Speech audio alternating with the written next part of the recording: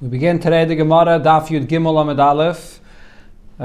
We are about 5, 6, or 7 lines from the top of the Amud where it says Rab Shimon ben Pazi. So since the Gemara mentioned before that one of the reasons why Mordechai is called Ish Yehudi is because he was Maide, or he was Kaifer, that is B'Avodah Zarah.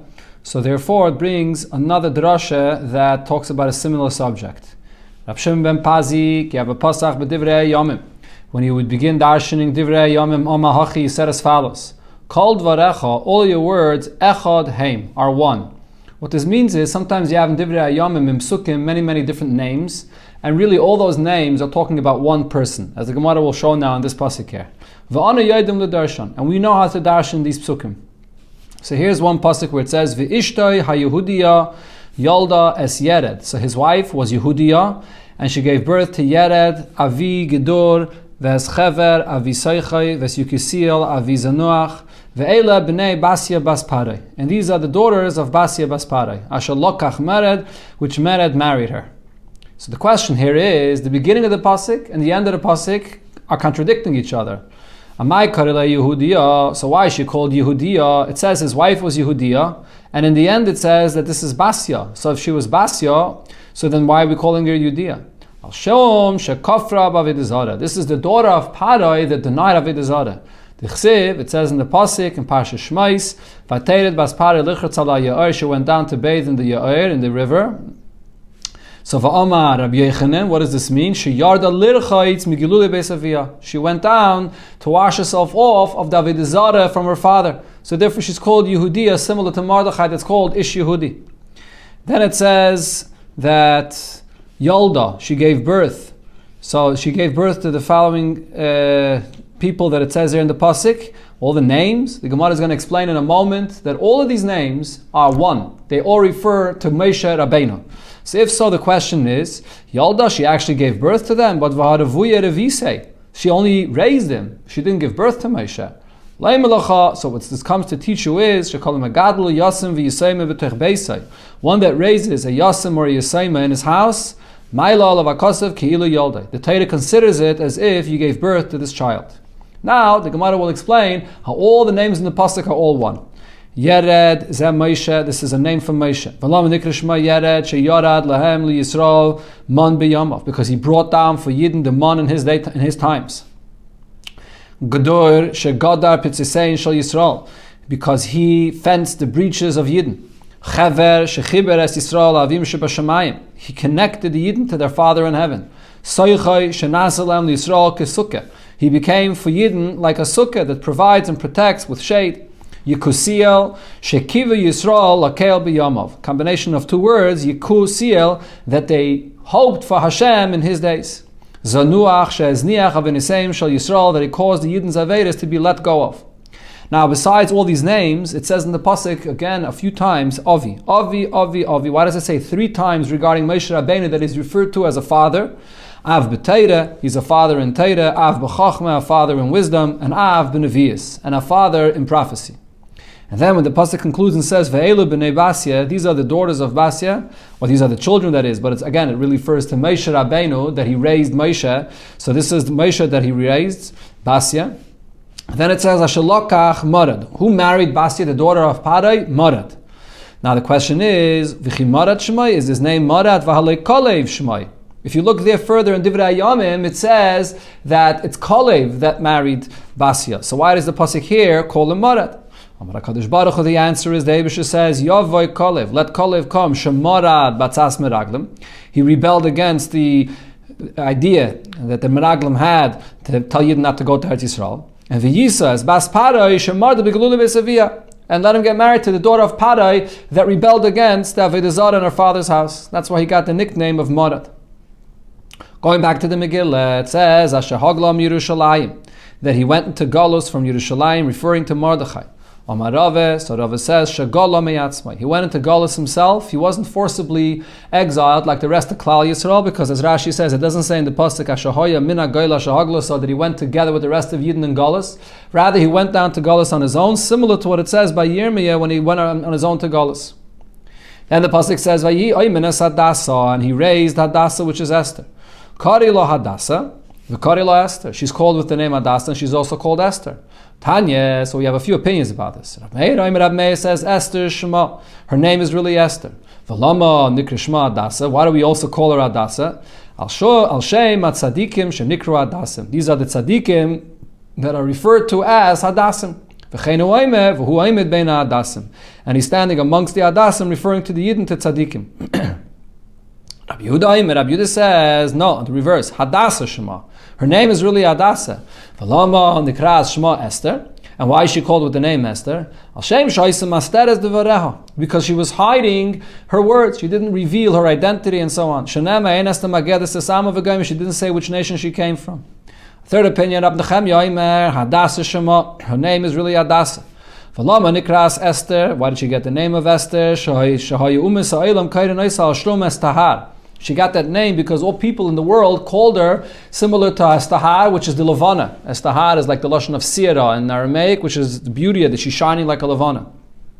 A fourth opinion, that the reason why she's called, again, what she's called Hadassah, that is, Esther, her name was Esther, but she was not too tall, not too short, elebeninus, regular height. Hadassah, like a myrtle branch that doesn't go too tall and is not too short either. Another opinion, Rabbi Shua ben Karcha says, Esther yirak rokes haisa. Esther had a green complexion on her face, and v'chut chesed moshuch aleh. And there was this string of kindness of the Eibishter that was on her face. In other words, her beauty wasn't just physical beauty, but there was a beauty that came from the Eibishter that everybody saw.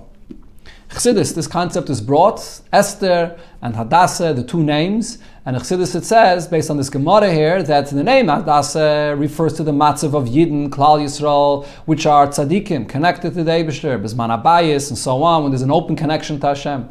Esther, which the Gemara in other places says, it comes from the pasuk Haster Aster Panei B'Yom refers to Klal Yisrael in a time when the revealed beauty is not seen, but nevertheless there's the essential beauty of a Yid that's much deeper than that comes out by Yidden even in the time of Galus, when there's a Helam V'Hester, when there's a concealment of Hashem.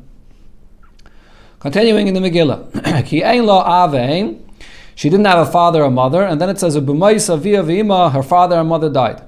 So the question is, why does it have to say if it says she had no father and mother? So we understand her father and mother passed away. Ravache said, Ibarta, when her mother became pregnant with her, Meisavia, her father died. Yoldasa, when her mother gave birth to her, Meisima, right afterwards her mother died. So in other words, it's not only that she did not have a father and mother now, but she never had a father and mother. From pregnancy and birth, she never had a father and mother. Then the pasuk says,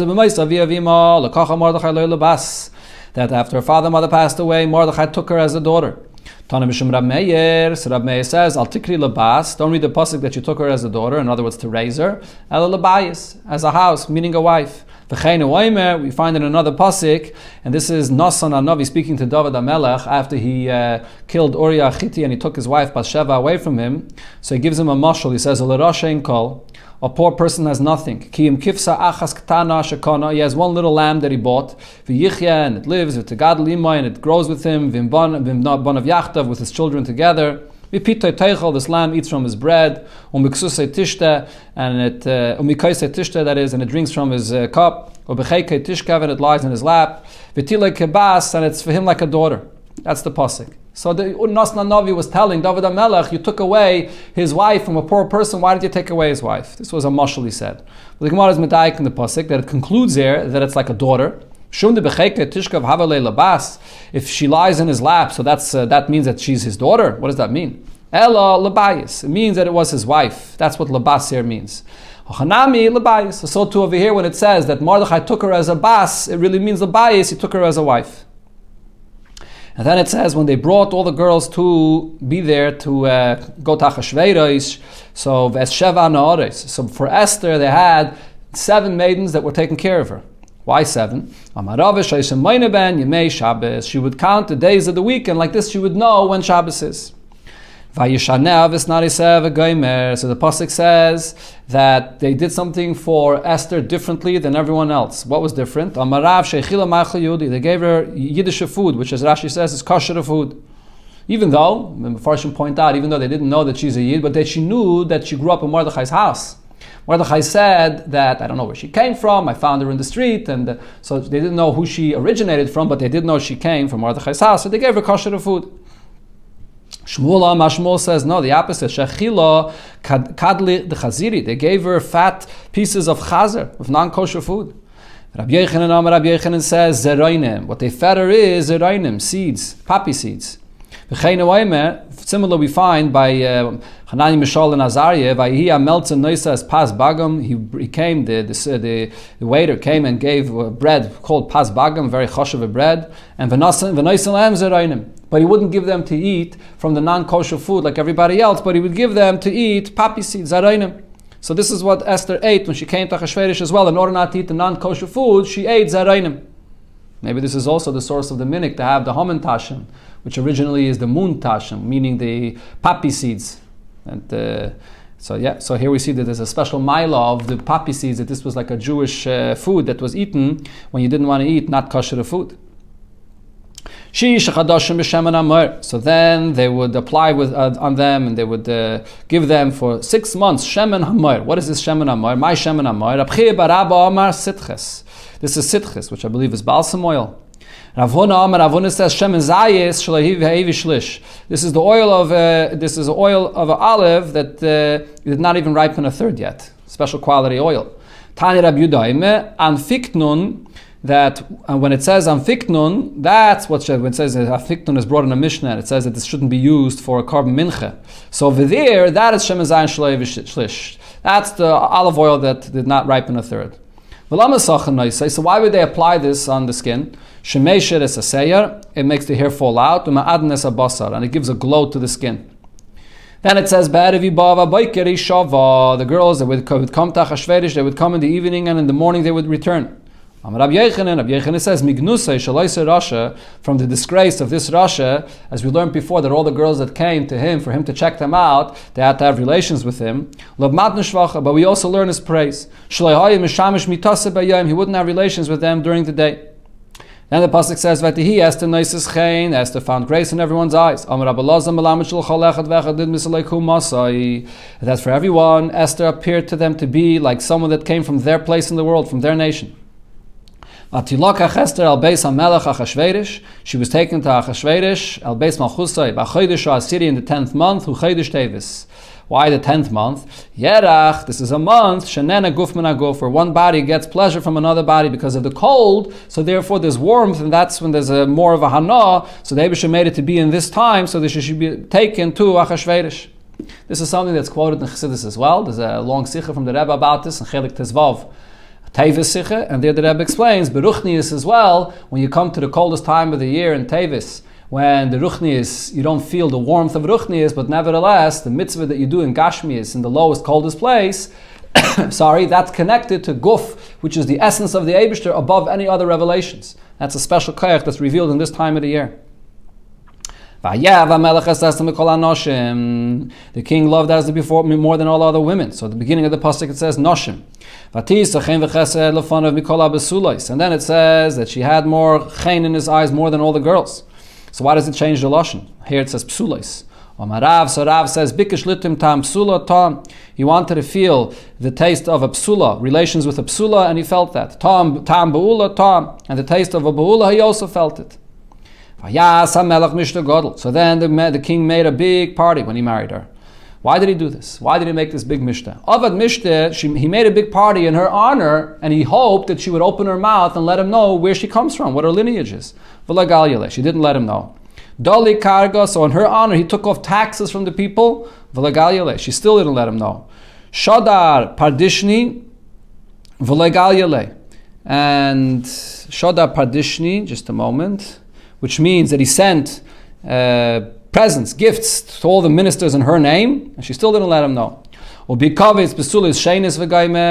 says in the pasuk there that they gathered girls a second time in order to find the right wife for Achashverosh, and in the continuation of the pasuk there it says, and Mordechai was sitting right there. So this is already before he married her, but why does it point out the fact that Mordechai was sitting there then when they gathered the girls a second time? What happened? Azul shakal etzem mi Mordechai. Achashverosh went and was seeking advice from Mordechai. How could I find out from this girl who she is? Amar, so Mordechai said, Ein isha miskana ela b'yerech haverta. A woman is only jealous with the thigh of her friend. So in other words, bring more girls that will be her competition, and like this she'll feel jealous, and therefore maybe she'll tell you. And nevertheless, she didn't say to him who she is. As the pasuk says, that she did not let anyone know where her birthplace is from. Amar Rabbi Elazar said, what's the pshat in the pasuk when it says, La yigra tzadik einov, that the Eibusher does not minimize the tzaddik or remove his eyes from a tzaddik. The Eibusher remembers what a tzaddik did, and even if the reward doesn't come immediately, but eventually the Eibusher pays up a tzaddik. We see this over here in the following story. Because of the tznius that Rachel had, so she merited, and she had a grandchild, Shaul HaMelech. And because of the tznius that Shaul HaMelech had, Esther. He merited, and Esther was his grandchild. So now the question is, where do we find the tznius here? But the point is, like it said before, La Yigram Tzadik Einov, that eventually, over generations, the Eibusher pays back a tzaddik for what he did. So, my tznius haisaba berachel. Where do we find that tznius by Rachel? The pasuk says, Vayagid Yaakov leRachel, that Yaakov tells Rachel, Ki achi aviyahu, I'm your father's brother. So the question is, how did he say that? V'chi achi aviyahu, was he her father's brother? Was he Lavan's brother? V'haloi ben achayis aviyahu, he was his nephew. He was the son of his sister. Elo, rather, what he was telling Rachel is like as follows: Amallah, Rachel said to Yaakov. Or Yaakov said to Rachel, that is, Mitzvahly, will you marry me? Amrale, she said to him, yes, I would, but miu aberamahu, my father is a ramai, he's a trickster, and you won't be able to overcome him. He's not going to let this happen. Amarla, so he said to her, Achiv ani beramos. I'm his brother in Ramos, in trickery, I'll be able to overcome him. So she said to him, is it allowed for tzaddikim to act in such a kind of a way with ramaz, with trickery? He said to her, yes. If someone that's pure, you have to act pure, but if someone that's crooked, you have to act with him in the same way. So now Yaakov tells Rachel, so what is it that I should be concerned of that'll trick me not to be able to marry you? So she said to him, Isli achasa the kshisha minoi. I have a sister that's older than me. And he's not going to allow me to marry you before her. So now what Yaakov do? Masar lo simonim. He gave her signs, special secret signs, that he should know that it's her. Now kimot so when it came that night of the chasana, and Lavan was giving Leah to get married to Yaakov, so Rachel said to herself, my sister's going to get embarrassed. She gave over the simanim that Yaakov gave her. She told him to Leah. This is what the pasuk is saying. And in the morning, now he discovered that it's Leah. Why only in the morning? Until the morning, he didn't notice that it was Leah. Because the simanim that Rachel gave Leah, he didn't know until now. So this is the tznius, as Rashi said, that she did something privately in a way that nobody would know what she did. And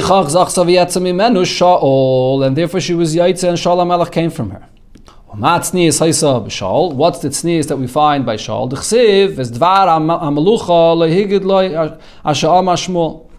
The fact that Shmuel said that he will become king, he didn't make it known, he didn't speak about it, he left it quiet because he was modest about this. So this is the tznius of Shaul that was zeicha to have the grandchild of Esther. Esther came from him. Rabbi Elazar says, when the Eibusher assigns greatness for a person, this is greatness that will continue all future generations to the end of time. The Eibusher sets them and establishes them forever, and he raises them up.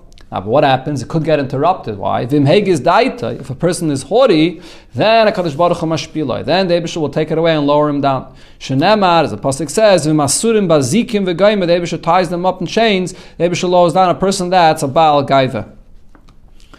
Esther, going back to the Megillah, so it says that Esther would listen to what Mordechai said. What does this mean? Amar Rabbi Yirmiyah, Shaisamara dam nida l'chachamim. She would follow the halacha. She would show dam nida to the chachamim to inspect if she's tamei or not.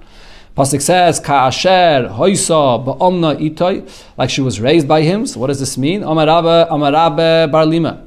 Shaisei medes micheka shel Achashverosh. She would get up from the lap of Achashverosh v'toiveles, and she would go to the mikveh, because she was by a Rasha. It was disgusting for her to go to Mordechai. So she would first go to the mikveh, and then v'yeshavas b'cheka shel Mordechai, and then she would go to the lap of Mordechai.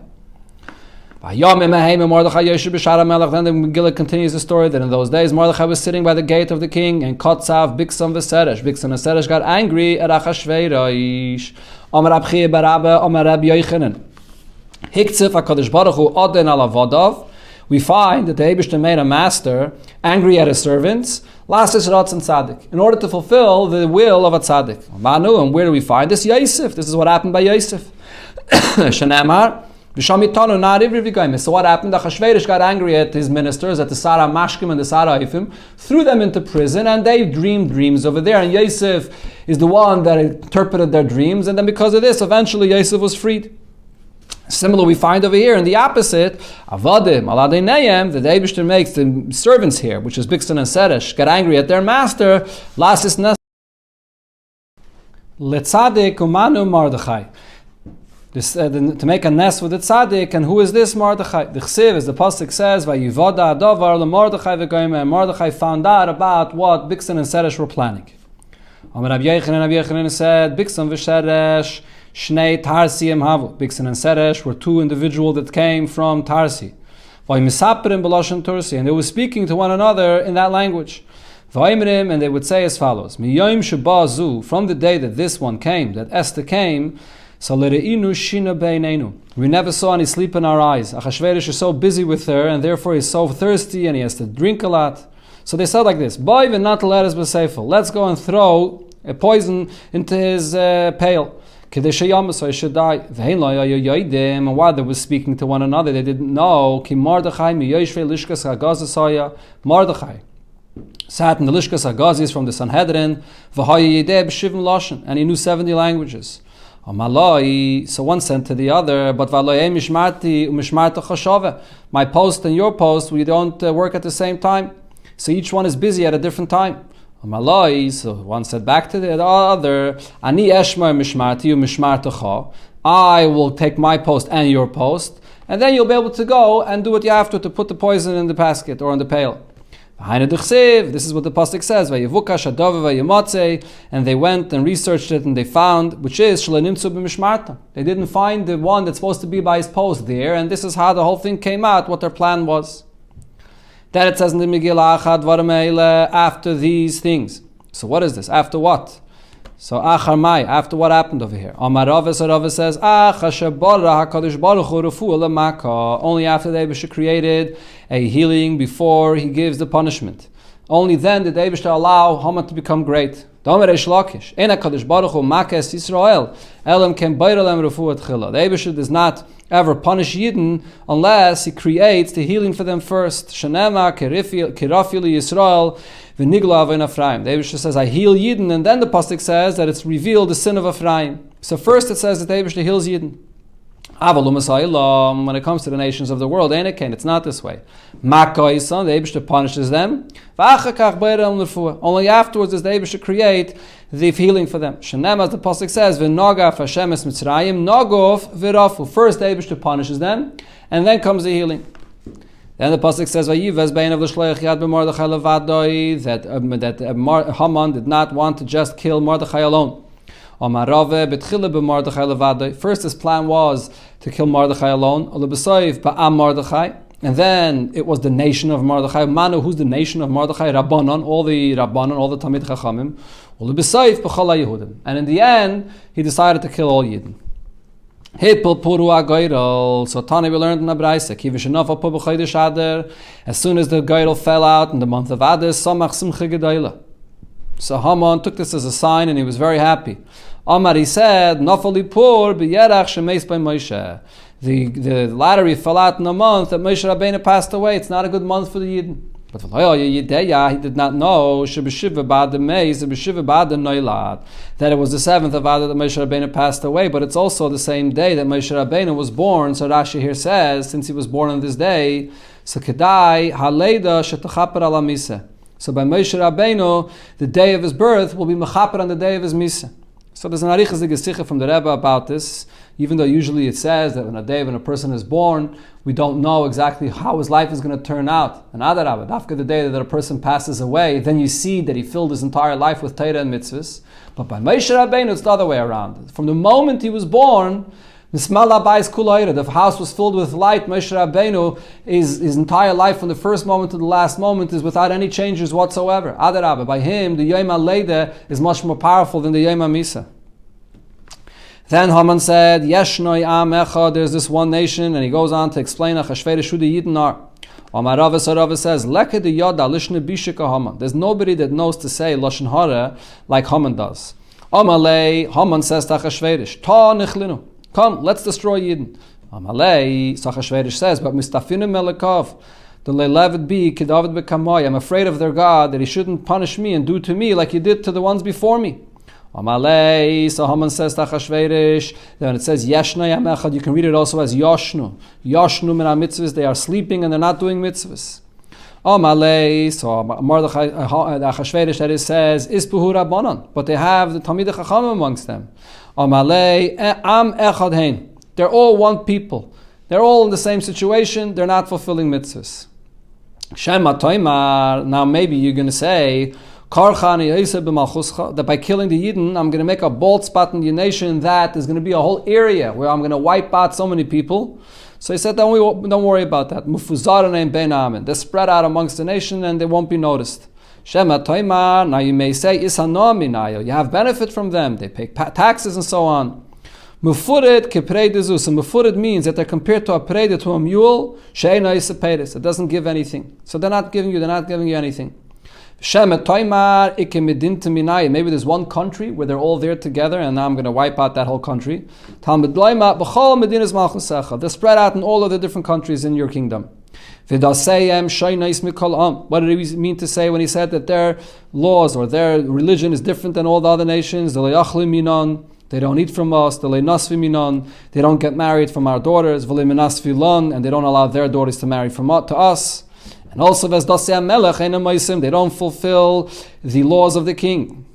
They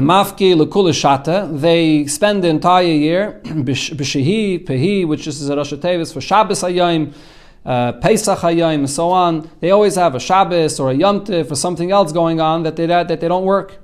And it doesn't have no value for the king to leave them to live. What does that mean? They eat and drink. And they embarrass the kingdom. If even a fly would fall into the cup of one of them, so he throws out the fly and he drinks it. But if my master the king will just touch the cup of any of them, it throws it down to the ground and he will not drink it. So if it's good for the king, so he should write that they should be destroyed. And I'll give you the 10,000 kikar kesef, gold and silver coins. Reish Lakish said, Go, if you do it was known to the Eibishter that created the world. That Haman will come and give these shkolim for the Yidden to wipe them out. So therefore he first gave Yidden the mitzvah to give the machtas hashekel. It should be for them a schos before his shkolim. This is what we learned. That when do you give the shkolim? By the Chodesh Adar time. And also vala klayim, also regarding klayim, when it begins growing then in the garden, so you have to take a look if there's any klayim. So Achashverosh responds, keep the money. And you can do with the people as you wish. Rabab explains this with a mashal. So over here regarding Haman and Achashverosh, what is this compared to? L'shnei b'nei Adam, two people. One person has a mountain of earth in his field, and he wants to get rid of it. And another person has a ditch in his field. The person with the ditch says, "Mi yitinli tells I wish I could have that mountain to fill my ditch with it. B'domim, I'm ready to pay for it. I wish I could have that ditch for money in order to get rid of the mountain of earth that I have here." One day they met each other. So the one with the ditch says to the one with the mountain in his field, "Let me have the mountain of sand in your field." Take it for free. I wish you would take it for free because I'm trying to get rid of this mountain of sand in my field. So the same thing over here, Achashverosh and Haman both had the same idea, they both had the same desire to kill the Yidden, and they met one another and they were in agreement with one another. So the Rebbe spoke about this Gemara as well once, by Arichis, to what's this mashal of a tail and a charitz. And the Rebbe explained that this is two different reasons for the hatred that there is by Achashverosh and Haman to the Yidden, and B'chlal, the anti-Semitism that we find that Goyim hate Yidden. Achashverosh is the Baal HaTeil. The very existence of Yidden sort of stick into his face. He can't handle the existence of a Yid, not because of any reasons. It's like when a person has something sticking out and he can't handle it, doesn't want to see it. That was Achashverosh. Then there's a Baal HaCharitz, a ditch. Ditch, the Rebbe said, means that in the heart of Haman there was a void that was created when he saw the greatness of Yidden and the beauty of the Yidden, of what they have, and he knew that he doesn't have this and he could never reach this. This created a certain void in his heart that brought about by him a tremendous, tremendous hatred. This is the Baal HaTeil and Baal HaCharitz that meet each other, and together they're planning to kill all the Yidden. Okay, we'll continue with Hashem tomorrow.